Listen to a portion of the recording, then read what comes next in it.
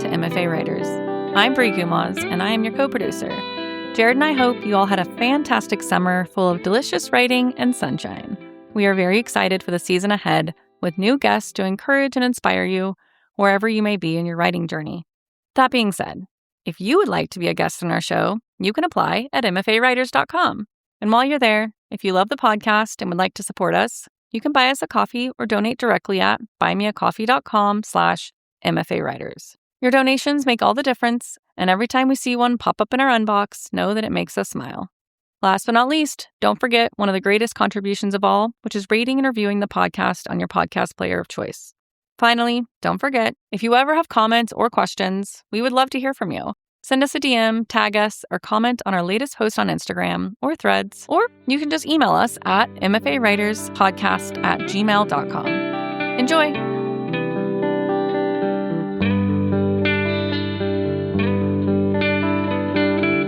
Welcome to MFA Writers, the podcast where we talk to creative writing MFA students about their program, their process, and a piece they're working on. I'm your host, Jared McCormick. Today, I'm really excited to bring you a special debut author episode featuring Jemimah Wei. Jemimah was born and raised in Singapore and splits her time between Singapore and the United States. She is a National Book Foundation 5 Under 35 Honoree, winner of the William Van Dyke Short Story Prize, and formerly held the Wallace Stegner Fellowship and Felipe P. de Alba Fellowship at Stanford University and Columbia University, respectively. Her highly anticipated debut novel, The Original Daughter, debuted at number 1 on the Straits Times bestsellers list, is a Good Morning America book club pick, and a New York Times editor's choice. The Original Daughter won the Country Award for the Chōmmanard International Women's Literary Award, was longlisted for the Dublin Literary Award, and was named a Best Book of Spring by Time, Foreign Policy, Harper's Bazaar, Elle, Vogue, and more. Today, Jemimah is going to share an excerpt from her novel with us. So I'm going to read from the start of my novel. So this novel, The Original Daughter, is my debut. And I've been working on it for 9 years and took 11 years to publish, which means that at the point where we last spoke to each other on this podcast, I have been on it for, like a good number of years. So the novel is divided into prologue, part 1, part 2, part 3, and part 4. I'm going to skip the prologue and just read from part 1. All you really need to know is that the novel begins in 2015 and it goes back to 1996. So part 1 is the start of 1996. Part 1, A Beginning, 1996, Singapore. Erin didn't appear the way regular sisters did. She was dropped into our lives, fully formed, at the age of 7. And she left like this too, suddenly, decisively. I was 8. One evening in May, right before dinner, my grandmother explained that her husband, who had been politically disappeared and presumed dead when my father was a child, had actually been thriving this entire time in Kedah, Malaysia, with his other family right up till last week when he tripped and ripped his thigh open on a rusty nail.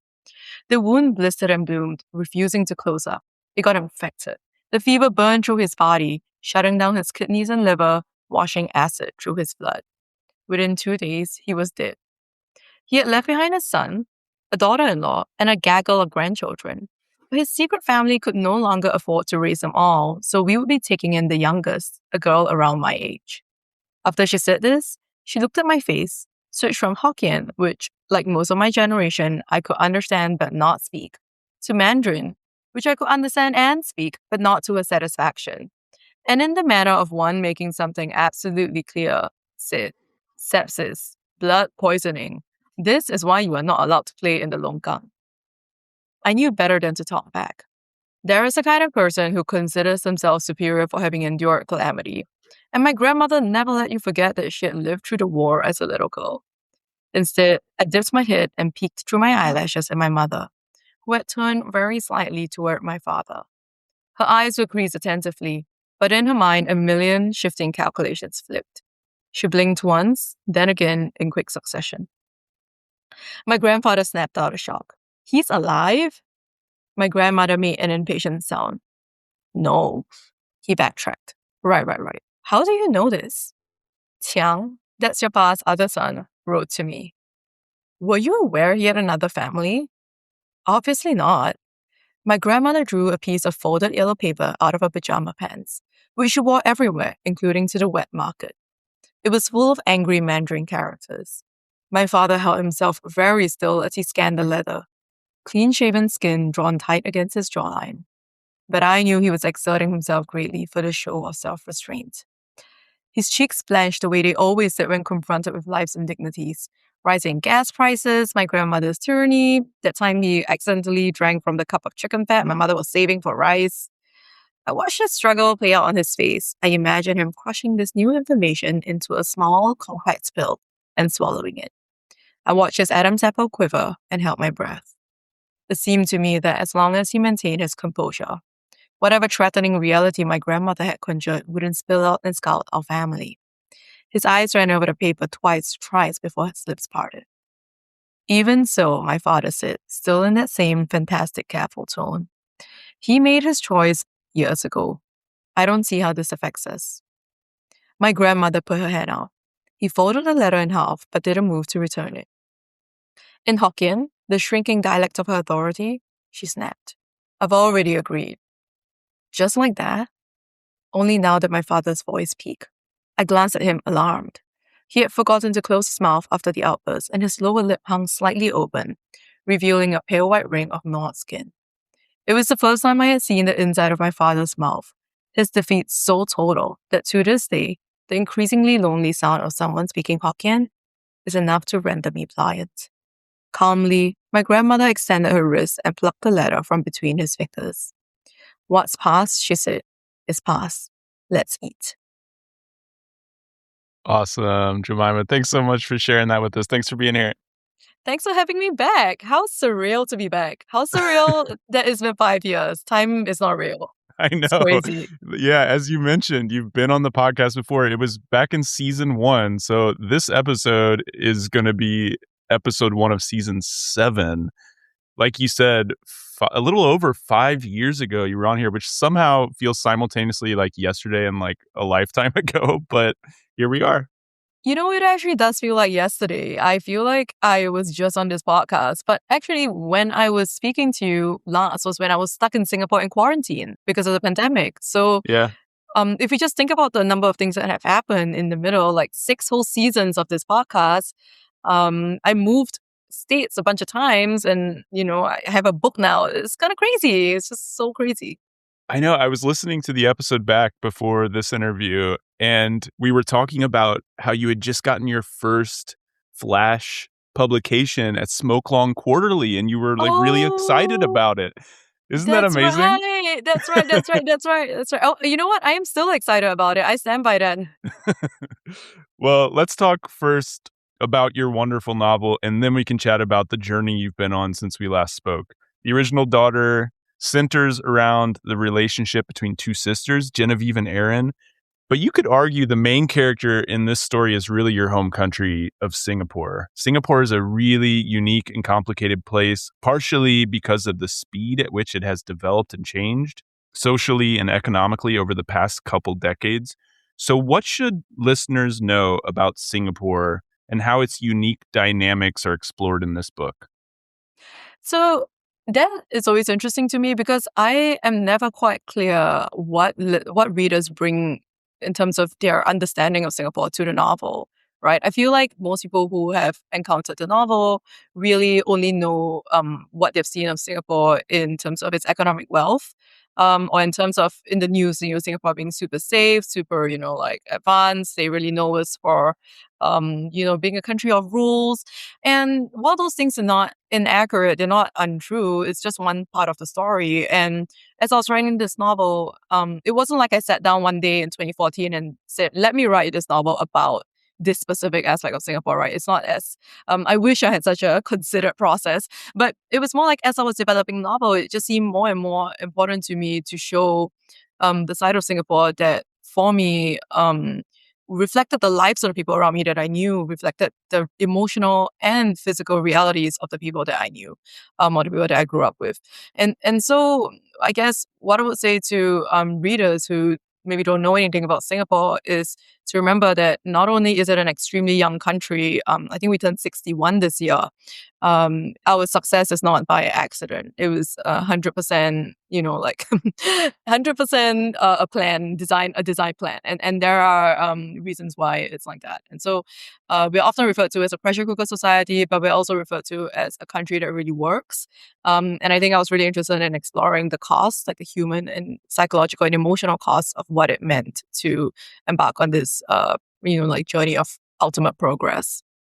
I think one thing the novel does really well is it puts all of those things kind of below the surface. They're not necessarily the main focus. You're not saying like, here's the history of Singapore, but you can feel all of those factors, all of those pressures, all of those dynamics kind of under the surface affecting the decisions of the characters. And one thing that I thought was really interesting in this novel is the generational divides that it developed between the characters. I think anyone who grows up anywhere can relate to feeling a little bit of disconnect from their parents or their grandparents. But when the country develops that quickly, I feel like the divides between these characters and these generations are really stark and really interesting. Do you feel like those factors are affecting the decisions that the characters make in the novel? Oh, absolutely. And, I feel like today, the world we live in, we do feel that do have that sensitivity to time a lot more because kind of my theory is like globally, we are experiencing this huge rush in development because of the advent of AI. And before that, the huge digitalization of many cosmopolitan countries. So even like speaking to somebody 5 years younger than me or like 10 years younger than me, which is not a full generation, I can feel that shift. But to me, it almost feels like everybody else is experiencing what I have always experienced growing up, which is that massive change. Because the country that I experience is not the country my parents experience. It's not the country my grandparents experience. In my grandparents' life, Singapore was not a nation yet. It was my parents were born in the same year of Singapore's independence, and so I think depending on when you entered the stream of like Singapore's development, your belief in what works and what the roadmaps towards like a certain kind of safety in life might look like is totally different and totally unproven because there was no real roadmap. Everybody is just hoping like everything we've been told that would work is not something that's been tested through experience because Singapore has only gone back really like a couple of generations, like maybe a generation and a half. So I think I had to really write across all the generations. That's why I think maybe part of why this novel took so long is I had to write the grandparents' story, understand how they saw Singapore, why they had to make the choices they made, why the parents made the choices they made, why the generations may not be able to talk to each other, or understand each other, or not even be able to really have that kind of common understanding because the ground beneath their feet has shifted so quickly. So those are things I had to consider while putting this novel together. And interestingly, because it takes so long to write a novel, I started writing this in 2014 and I finished in 2020. I want to say 2023, I finished and queried an agent and sold my novel. The novel came out in 2025. And the novel, the frame narrative starts in 2015. So when I wrote it in 2014, I was almost writing into the future. But when the book came out, it was 10 years in the past. And so the amount of like change that's happened in Singapore in this 10 years is like insane. When I was doing the fact checking for this book, it was so difficult to just make sure like a street was still the same street or like something that I mentioned in the novel as a throwaway line was still like had existed in that time. It then becomes really difficult to pin down a snapshot of a country which has changed, which at the time when I was experiencing it is not the same as when I am like processing it on paper or like bringing those characters back on paper.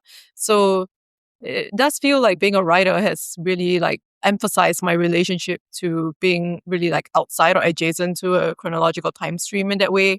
I do feel like I exist kind of in a free-floating time sphere as opposed to like what we see, in general capitalistic structures of time where, you go from like a 9 to 5. Yeah. Yeah, right.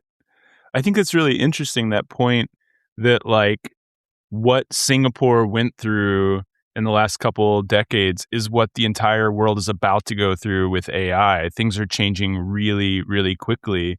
I hadn't really made that connection when I read it, but I think it's totally true. So what do you think the rest of the world can learn from the experience of Singapore and the people of Singapore?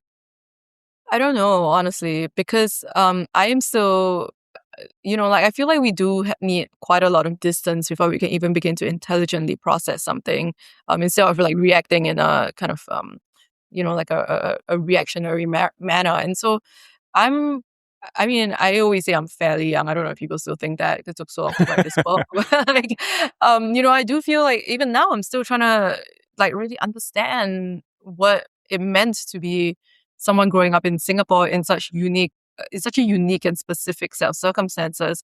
I don't know that I fully understand it. The novel and everything that I write is an attempt to try and like grapple with what it means to like exist at this specific intersection of history that has been changing and that is so obsessed with like narrative in like being in charge of the narrative of the narrative of our country and of our story so that we like don't lose control over what's happening. But it's an ongoing process. And so I think I don't know about learning from Singaporeans or Singapore, but I do know that I am pretty wary of the speed of which we're living, and we are being primed to live right now. I don't think that we are meant to live that way. I mean, I don't think the human brain is meant to live at the speed of a computer. We're not computers, It kind of feels like we're moving towards a time where we are being rushed almost at a pace that is not in sync with how humans are meant to develop emotionally. I was just reading Max Porter's Grief is a Thing with Feathers the other day. It's a reread. I've read it like 4 or 5 times now. I really love that book. And there's a line in that I really love that says, like, I refuse to rush, the pain that is thrust upon me, let no man slow or speed or fix. And that really resonated with me. I think speed is not something to aim towards for its own sake. We need to know why we're rushing, what we're doing with this like acceleration. Part of that sense of acceleration was something that really plagued me as I was a child. I was really, really, really aware of the sense that everything around me was moving so quickly in Singapore. Things were developing so quickly. The skyline is not the same from like 1 year to like 5 years later. People who visit Singapore are always surprised by how quickly it's changed. And yet there are pockets of it that feel like they are out of time, that they have not changed or they have been like dropped out of like the stream of progress. And this dissonance between like massive acceleration and kind of living out of time, almost like on a different pace from the rest of the country that's like economically developing in a certain way, was something I was always super, super sensitive to, especially because it is sold back to us. I remember very clearly being in college, like I was like 18, going into an independent bookstore, which no longer exists. And they were selling pencils, like wooden pencils with quotes from writers, like that we had to read in primary school, selling it for $5. I was like, why do I need to pay $5 for this piece of nostalgia? Or selling those country erasers. I don't know if that was a thing for you, but in Singapore, it was popular when I was a kid to buy these little erasers that had flags of countries in them. They were 10 cents each, and you just trade them with your friends because you're trying to collect like every country available. Yeah, and they were like going on sale for like $2, $3. I don't know. I was just like, this is 100% nostalgia bait. It's 100% nostalgia being packaged and fed back to us, and we are consuming it because it's kind of like a shortcut towards like understanding that we have lost this time. We have no way of going back to live in it because we were too busy moving forward when we were in it. Yeah. I mean, what you're saying makes me wonder what role reading and writing might play in what you're describing. I mean, do you think of writing as a way to process your thoughts and to create meaning and to understand things better? And also, is reading a way to slow down and experience the moment instead of rushing through life as quickly as possible? I do really think that reading is a way of entering kind of like a pocket dimension of time. If you think about the relationship between a reader and a writer, right? So as I've published this book, people come to me and they tell me, oh, I've read it. Like, I couldn't stop reading. I was like, time passed so fast. Or they would say things like, I didn't want it to end. So I was like turning the pages really slowly. All of that is actually a way of describing a relationship with time. When you're reading a book, your sense of time is not really like, oh, here it's like 2 a.m. I'm going to read a book until 2:30. It's more like you're experiencing a different kind of narrative time. You have slipped into an alternative way of experiencing time, and how quickly time passes or how slowly time passes is subject to what the writer has made you feel. And I think that's really special.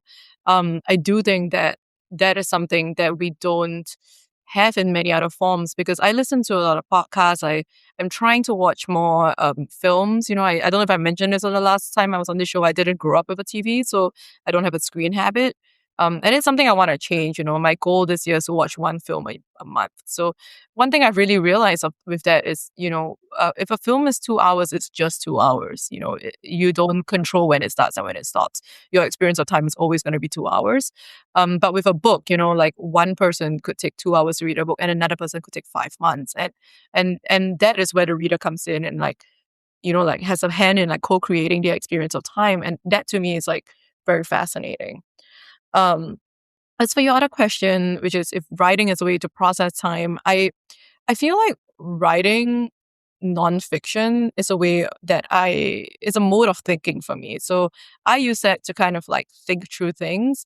But when it comes to fiction, I don't really have that experience. I don't feel like fiction is a way of processing things really. Because when I'm in a fictional project, everything I do is in service to the project. It's in service to the narrative goals of the project. It's no longer in service to what I want to understand about a specific period of time. And those things I think I deal with in other aspects of my writing, but and it has adjacent spillover effect to fiction probably. The things I'm interested in my nonfiction, which I often don't publish, will end up being things that end up my fiction will be concerned with. Well, last time we talked, you told me that the time and space in which we set our stories is incredibly important because the social consequences and pressures are different depending on the time period. In other words, the politics of the time affect the characters in meaningful ways. Your novel takes place mostly in the early 2000s. What made you choose that time period, and what do you think was unique about the social pressures of that time? So I chose that time period kind of working backwards, because in the novel is split between Singapore and New Zealand, and there is a very real geographical event that happens in the second half of the novel. So just knowing that I was going to base the novel around this geographical event that happens, I had to work backwards and be how old would the character realistically be? And then another thing that happened, kind of when deciding when to set this novel, I wanted to look at specific things about what it meant to try and jump a class, be trans class, be born into one social situation and then be able to lift yourself and jump into a different social situation. And I was really interested during that period of time in what it meant to monetize the digital space, because it seemed when I started writing this novel, again, I started writing in 2014, which was really the early days of the internet content creation industry, the internet, people taking control of their image as a kind of currency, rather than being subject to, say, the mediation of a television channel or a casting director, right? So people was really starting to be their own representative online. And I was really interested in that idea of what it meant to have this space where you don't have to have a degree to enter it. You don't have to be from a certain kind of family. You don't have to have inherited networks or some kind of inherited knowledge of certain industries in order to enter. It almost seemed at the start anybody could do it as long as you had a specific interest and a personality.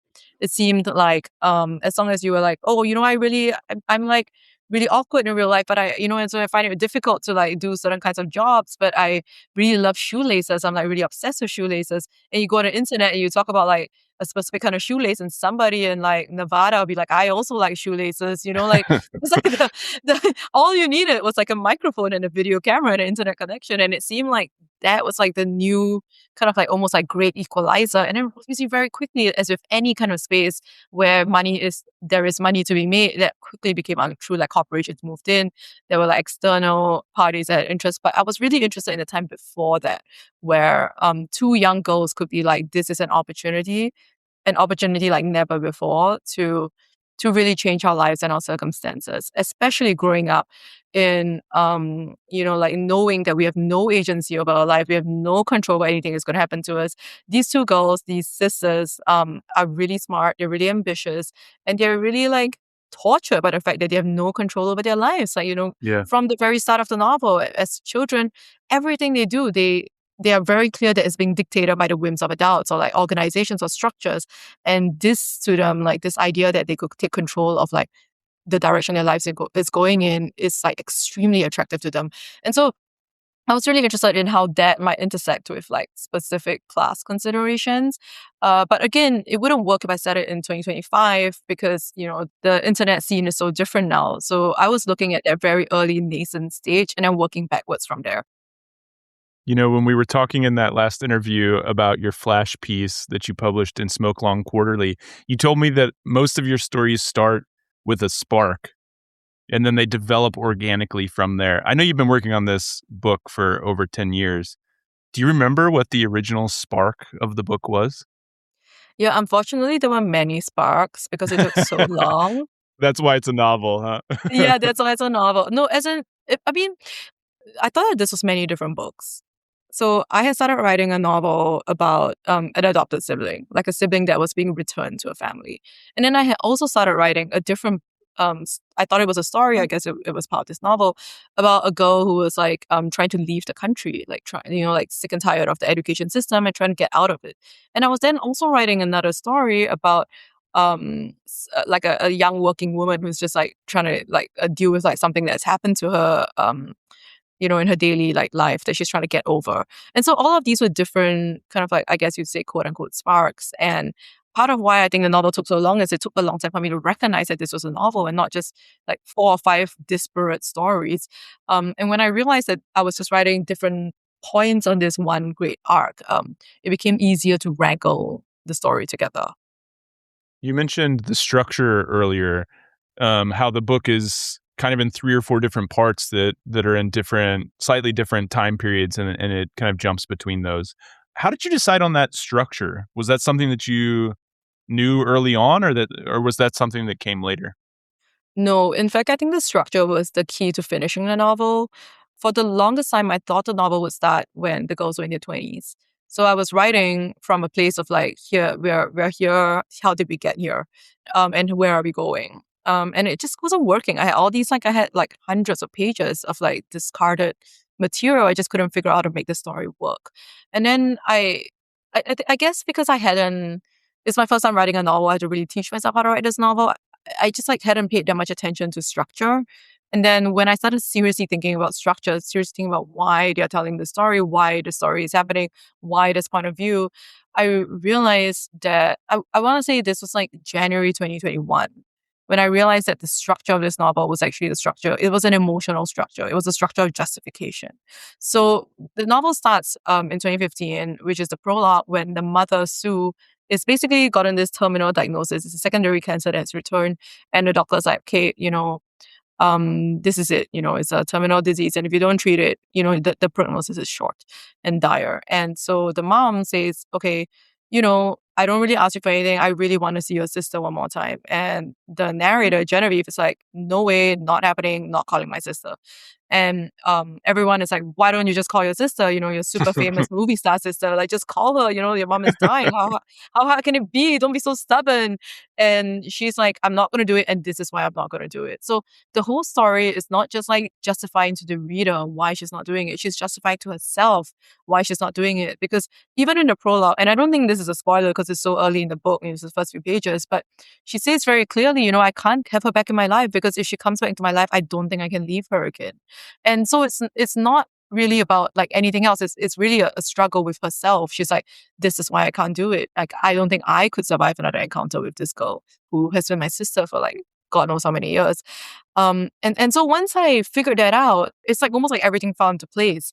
Because by that point, I knew the character so well. I knew the events that were going to happen so well. I just didn't know the shape it was going to fall in. And finding the structure of like starting 2015, understanding why she's like justifying herself, who she's justifying herself to, and then going back and telling that story almost like chronologically up to present day and then moving forward from there, really was the key that I needed to finish this novel. Well, I think you do a great job of developing the main characters within the family. But I have to say, I really love those auntie characters throughout the neighborhood who are always like, just call your sister. What are you doing? I love those characters. Thank you. It's funny because I always think of them as like the Greek chorus. like Yeah, the gossipy exactly. Greek chorus where they're just like the gossipy, really like in your face, all up in your business, like aunties that just want to like tell you what to do and like be in your business, and you always try to outsmart them and you can never outsmart the aunties. They're always a step ahead. Yeah, exactly. Okay, 10 years, 12 years maybe since you started this novel. A lot has happened. I want to talk about a few of those things, including the MFA experience. I know one of the main reasons that you decided to pursue the MFA was because you wanted to improve your ability to edit and revise your writing. You told me that you didn't have any formal writing training before attending the MFA. I'd love to hear you talk a little bit about what you think you learned from the MFA that helped you in writing and developing this book. You want to know something kind of crazy? I'm going to start teaching at MFA. Whoa. I know, it's such a full circle moment. And so I've actually been asking myself this a lot because as I'm preparing to go back and teach at MFA, I'm thinking, how can I be of most use to my students? How can I help an emerging writer, who is coming to the MFA and thinking, I want to finish this project. I want to understand what I'm trying to do. How can I help them, not just on a craft level, but on like a vision level, right? So I think that for me, the MFA was a great like training in craft. I think I mentioned this in the last time we spoke, but I would go out and take classes that specifically dealt with things that I felt I needed help with in my writing. For example, time in fiction. Like it would become as no surprise given everything we've been talking about that I'm really, really like obsessed with time. And so the management of time in fiction, how to move through a scene effectively, how to filter it through consciousness, all of that was like really, it was something I felt I really needed to get better at. And so I took a bunch of classes on that. I feel like the MFA is really good for things like that. When you know that there's something in your writing that you need to get better at, and if you're willing to come to the table with humility and to learn, I feel like the MFA will meet you where you're at in ideal circumstances.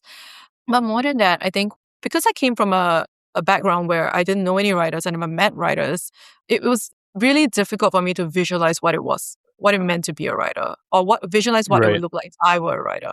And so I often say, I've done so many interviews ever since the book came out, and I often say that it's really important to have people around you who can confirm your artistic reality. Because if you're a debut or you're working in your first novel, what you're really doing is engaging in a very, very, very long act of sustained faith in something that may or may not exist. It's like Schrodinger's novel, because if you give up right now, it's not been published yet. Nobody has seen it. It just will stop existing. You have to really keep it going. And it's very, very hard.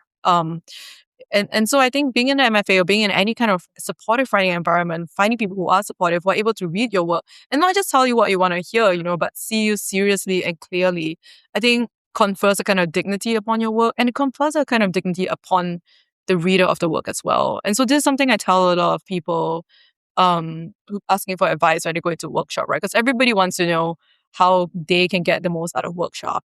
But honestly, people always say you become a better writer when you become a better reader, and it's really true. There's always that person in workshop who is only there to get feedback and doesn't give feedback to anybody else.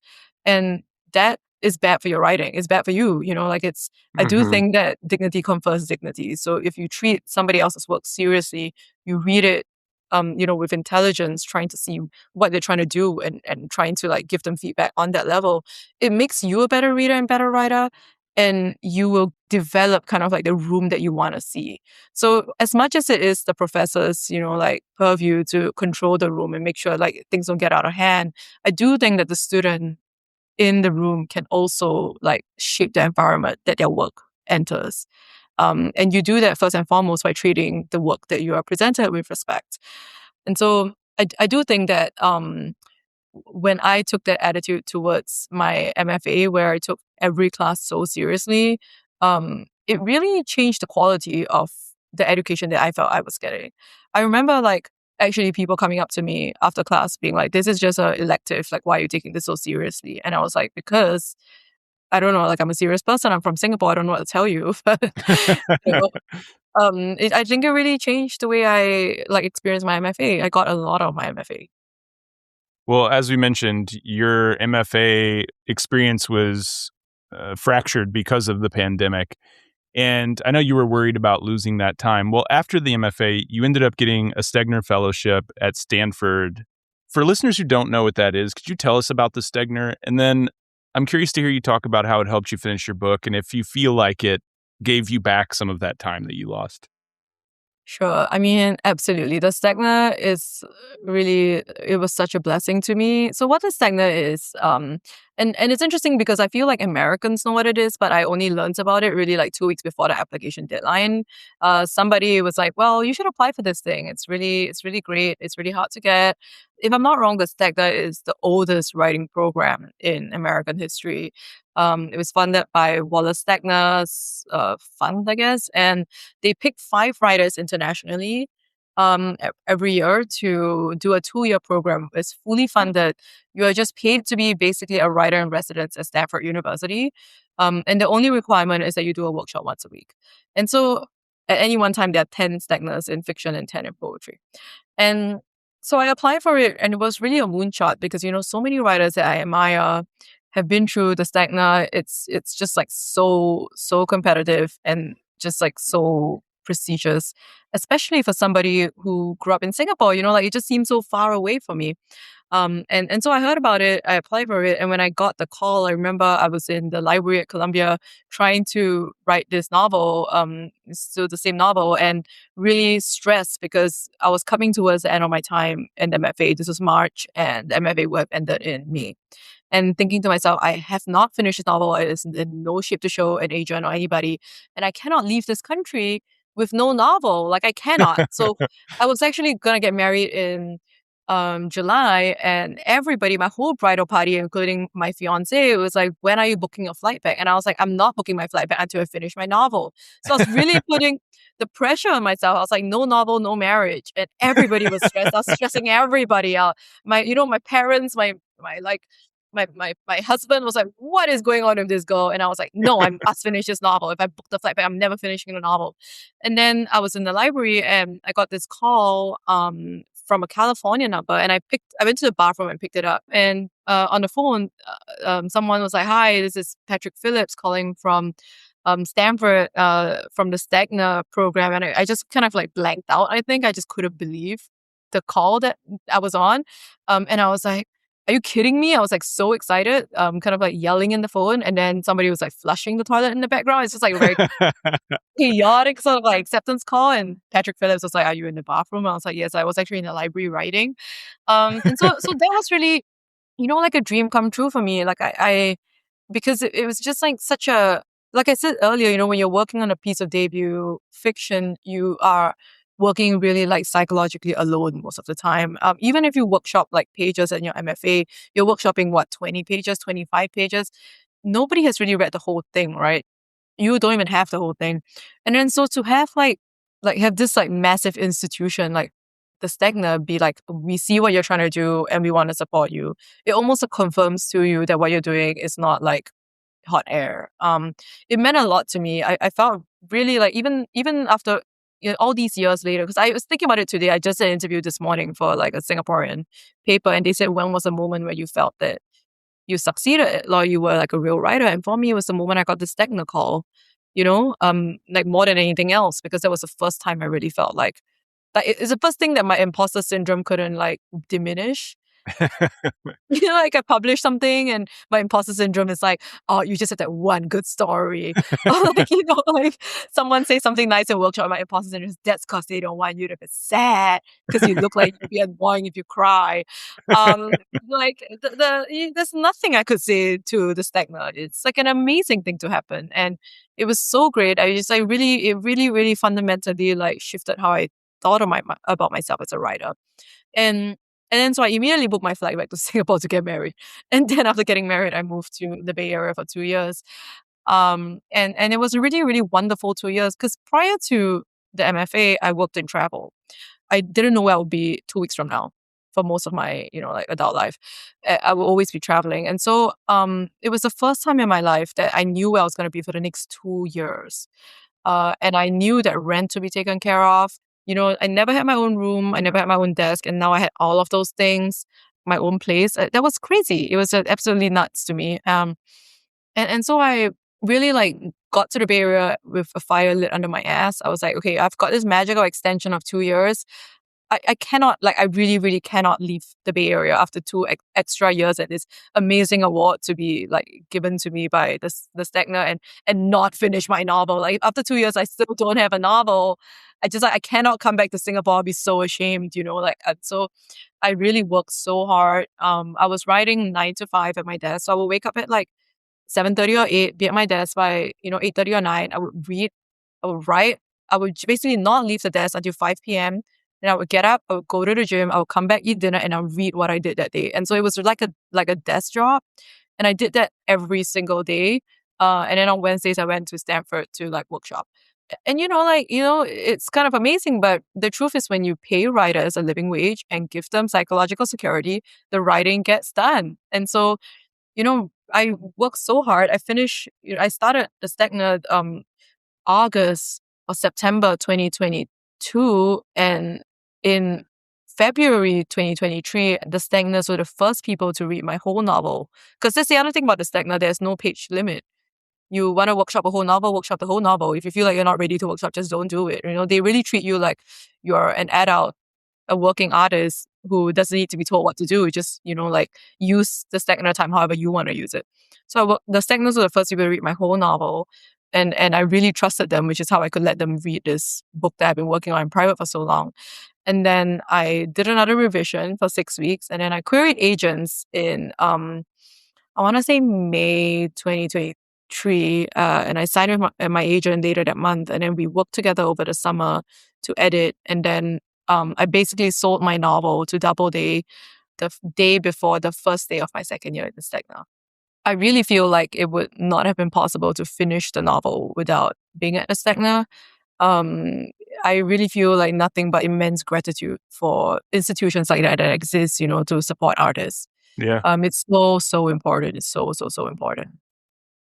Well, I had a lot of fun reading the acknowledgments section of your book because I recognized several names on there, like Jonathan Escoffery, a fellow Stegner guy. He was on the podcast when his debut came out as well. But a couple of names that stood out to me were Vanessa Chan and Gina Chung, both writers who I've interviewed on the podcast and who came out with debut novels in the past couple years. I know you're close friends with them. Can you tell us a bit about how important community has been to you as an emerging writer and how it feels for you and your friends to be releasing debut novels around the same time? I mean, it's kind of great. So, like, relationships are really, really important to me. So I don't want to say that, I don't want to make it sound like, oh, my writing relationships are the only friendships that are, like, so important to me. My relationships growing up were all important to me, but writer friendships see a side of you that I think maybe can be a little difficult to show to other people. It really comes back to the fact that a writing community that is serious and supportive and aspiring and striving towards the same artistic goals, even if they're not the same goals, like, artistically, they're the same type of goals, and that they're the goal of being serious about your work, and to create the best work you can. Those things confirm a kind of reality to you that you sometimes are not going to be able to believe on the worst of your days, because there are many days you wake up and you think, oh my gosh, am I even a writer? Like, what is happening? Like, the writing is not happening. It's, like, so hard. And on those days, you need a friend who is also a writer to slap you and be like, what are you talking about? I've read your work. Get back to work. And they can say that. Whereas, like, if my husband says that to me, I'll be like, well, you don't know. You, like, love me. So you're definitely going to say that. But, with another writer, it's, like, really like a colleague being like, I know what you can do. I know your work. I know who you are as an artist. And even if you don't believe in yourself, that is just a feeling, I believe in you because I've seen the pudding, and I've seen the proof in the pudding. I'm really blessed with a lot of really close writer friends, and even if I'm not, like, actively trading work all the time because we're at different stages of the publishing process, like, honestly, when the book comes out, you're not writing new work. You're, like, trying to do interviews and, like, figure out how to, like, tour a book. But so you're not, like, generating and maybe not trading pages as much. But it is really helpful to be able to talk to people about that. Jonathan and I, we were, like, really close friends, and we were in the Bay Area. We were neighbors. We lived really, like, 2 minutes walk from each other.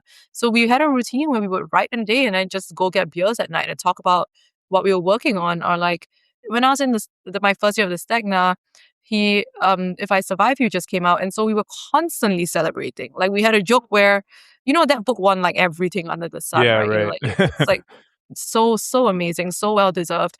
And so we had a joke where like, we have this Tuesday good news train where on every Tuesday somehow like something good would happen. Like all the great news about his novel, like every time there was a good thing, he got shortlisted for something, it was somehow always a Tuesday. And so we just like it was just like one of those fun things. So we are like, it's so nice to be able to celebrate with your friends who are like succeeding. Then when I sold my book, we went to get drinks. We were like, it's fun to like just be happy for each other and to just see the people around you doing it and be able to visualize as a result that you could also do it. I think that is important because even though it is, possible to do it on your own, it is possible because truly, truly all you really need at the end of the day is like your pen and paper and yourself. It is just harder.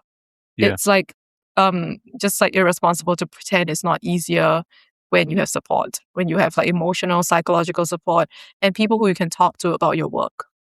And I imagine having people around you who have been through the publishing process is really helpful too. We've talked a lot about the process of writing your novel, but what about the process of publishing your novel stands out to you in retrospect? Is there anything you wish you had known beforehand?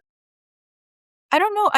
I knew quite a lot, like I'm not trying to be, but it's exactly what you said. It's because like my friends all publish books one year after another. And so I was, and because we talk all the time, I would be privy to almost everything in their publishing process. And so when it became my turn, I knew what was coming. I knew the steps, like I knew what was normal and what would be like, like not normal. Kind of. And everybody's journey is different, right? Everybody's process differs a little bit. But for me, like because I came from a place where I couldn't even imagine finishing a book, much less publishing it with Doubleday, much less publishing it with like Lee, who is like such an amazing legendary editor. Everything about it was like new and fresh and surprising and amazing to me. I thought that it would be a really anxiety inducing process. And while I do think that publishing a book is like kind of stressful, I was surprised by how much I enjoyed it. Like I didn't have that kind of fear or like anxiety about releasing a book into the world because I was just like, did the best I could. God bless. I have a book coming out. High five. Like seems great. And then now I just felt this sense of freedom. I was like, wow, I've been working on this book for like 11 years and now I'm free. I'm free to explore something else. I'm free to have a new artistic question that I can be obsessed by, not the same questions over and over again. I'm free to like do whatever I want in my work next. And that really felt amazing because, I always joked that this novel, The Original Daughter, is like my firstborn and that like implies some kind of like parenthood over like this like book, right? But with the next book, I don't feel that way. I don't feel like I am, like laboring to like come up with this like novel. I feel like the process of writing a second book is almost like you're developing this friend of the mind. Like it's just such a delightful and surprising shift from like the labor of like a first novel. Well, before we go, I want to ask just about how it feels to have your book out in the world. I know you were a big reader growing up, sometimes spending whole days reading books, and you told me these experiences really changed you as a person and made you who you are today. How's it feel now to have your novel out in the world and know that some kid in Singapore or Malaysia or the US or wherever will pick it up and read it and be changed? What would young Jemimah think about that? Young Jemimah would lose her shit. Just feels crazy, right? It just really feels crazy to be able to do this. I feel very, very lucky. I'm very grateful. I just think it feels really, really good and humbling to have a book out. Once the book leaves me, I really feel like it's no longer mine. And just given the nature of the internet and how available I am online, like I'm not difficult to find, because of my name and because I have like a sizable online presence. I am getting a lot of feedback from readers, like they don't just come to my events and talk to me, they write to me to tell me how they feel. And the thing that has really surprised me is that it's not really just the young people who are saying, hey, I'm a young person who has picked up your book and I want to like write. And although that does also happen, it's like the older people. It's the people who are like 5, 10 years older than me, 20 years older than me, who read and they tell me like, I haven't picked up a book in so long. And I don't know why I picked up your book, and it's the first book I've finished in like years. And that's like so moving to me. And it's like, I don't know what it is. Maybe it's like a generation of people who have grown up on like acceleration, for the first time slowing down and looking into like a piece of literature, and then reconnecting with like a lost childhood or a lost part of themselves, or the book giving them the vehicle to like really understand what they've been through. I think like seeing how deeply and like viscerally people older than me have been moved by the novel has been like really, really profoundly humbling, because when you set a book out into the world, you have no idea. Like, you have no idea how people are going to take it, no idea how people are going to respond. And I just feel like there's zero certainty in writing, but it's really wonderful. Like, this life is something that this is what makes us human and not AI. We have the ability to create things and make a kind of meaning that can transform and change when it hits the recipient. And that's not something I take lightly. Well, it really is a beautiful book. It's really interesting. It's really fun to read. The original daughter is now out on paperback, so I encourage everyone to go grab a copy. It's really nice to talk to you again. Congratulations. It couldn't happen to a nicer person. I hope we get to talk again sometime in the future. Likewise. Oh, thank you so much for having me back. And congratulations on 7 seasons. So crazy. We'll plan on having you on in 5 more years. How about that? All right. It's a date. Let's put it in the Google Calendar.